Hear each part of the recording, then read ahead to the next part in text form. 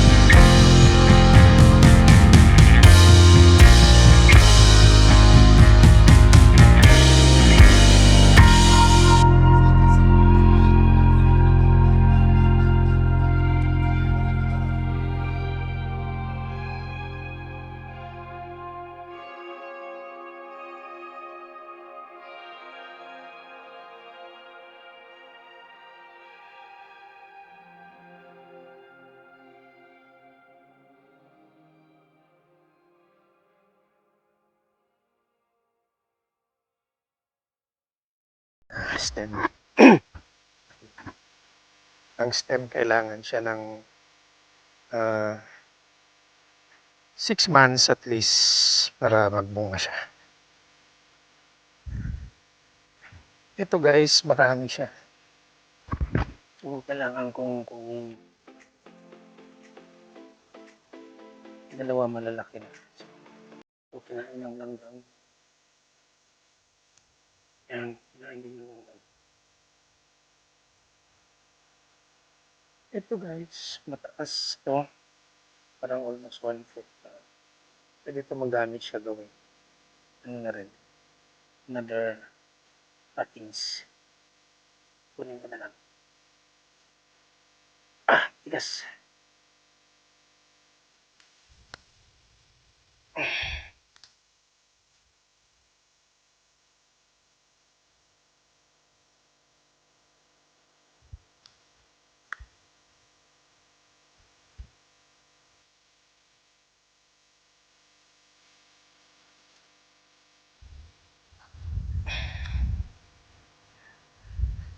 So, nakuha ko na guys. Gawin ko ito another cutting na naman.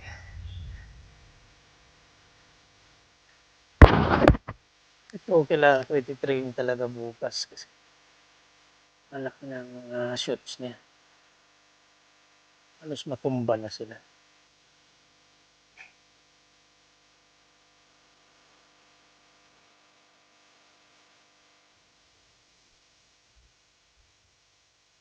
So, ito mga kadalasan talagang ginagawa sa farm guys. Kung nasa backyard ka lang din, pwede rin. Every week talaga. Pero pareho lang din pag nasa farm, every week din ang ikot. Tanggal ng bagong shoots, tanggal ng ah, langgam, so spray and pruning. Basic talaga sa pagda-dragon fruit. Every week, hindi to kagaya ng mangga or ibang mga prutas dyan na pabayaan mo lang tumubo. Ito nakapag-ground weed na kami, pero yung mga weeds sa palibot, medyo makapal pa. Kailangan ba ito i-grass cut? Tsaka next 2 days darating na yung mga mulching na yan dito, nilipat na yan. So, wala na rin tong mga damong to. So guys, pupunta muna tayo doon sa mga 8-month-old to na dragon fruit. Ito magsa-side prune tayo. Ito yung ibig kong sabihin guys, talagang ano siya, kailangan talaga mag-side prune. Ginagawa natin ito every 2 weeks ang ano ko dito sa kanya. Ginagawa ko itong mga side pruning or removing yung suckers. 2 weeks. Kasi pag maiwanan mo yan, lalaki yan. Sayang yung mga buo. Ang dami nila guys. Ito lumalabas lalo na pag bagong abono, pag-ulan, yan. Dami. So far, yan lang naman ang kinukuha ko. Ito, kahit maliliit, kinukuha ko na yan. Yung sa taas, hindi ko na yan sila kinukuha. Kasi magiging, ano na yan, suloy na pwedeng pagbungahan in 6 months. So, December ngayon, June, July, may mga bulan. So, ito yung ikotin ko kasama to sa ngayong araw at saka hopefully siya hanggang bukas. Okay.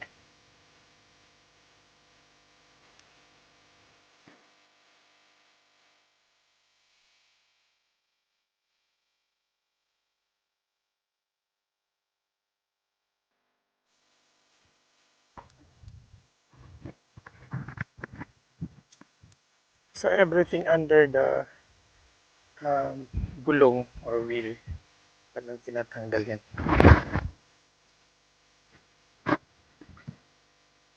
Ang pagda-dragon fruit guys, talagang dapat Nasipag ka. So, yun lang guys. I hope you learned something about my vlog this week. Tandaan talaga natin na meron talaga dapat umikot.